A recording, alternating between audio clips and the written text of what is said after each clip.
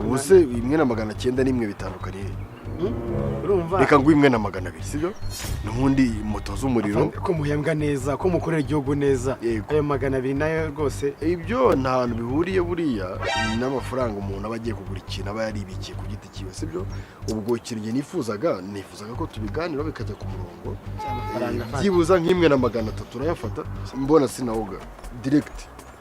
hanyuma nangahe tutavuze ibintu byinshi kujya byibura ibyo ngiye gukora nahombye mbifate nkaho naragukundiye kukorera igihugu neza dusanzwe tunabakunda berize 1,500 nigendere oya ubwo nangiza byibuza ugiye nko kurenzaho nk'ijana tugahurizaho sawa subona ikumarika abafande bone muzizi ko mumaze kuba kimwe iri kumarika kira afande rwose babaho se baba bakwemejera wabuguze n'uwaheheze nta musivile wangenda nasubize se ntabwo yagira umuntu winjije reka muhamagare turi ko ari ikintu yadufasha nzi ni ikibumba nta moteri nimo gute kare reba ku majate reba imihino mubwira za ndebera umuntu bizi we ntabwo n'umutari wabuhiye no kuri ntabwo bisonekeye umuntu bwira za ndebera bose wanje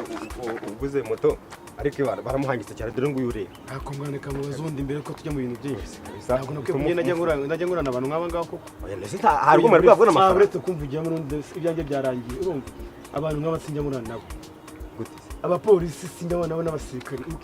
uyoboye kumva byagenze inyinshi manazi banazibye none dore ibintu biko utavuze amagambo menshi se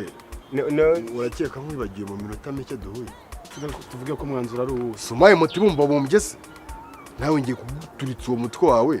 bazakubumbira agasirikare kandi kameze neza sibyo okay uzapfa ryari se wowe sinshobora hari deni ifite ry'urupfu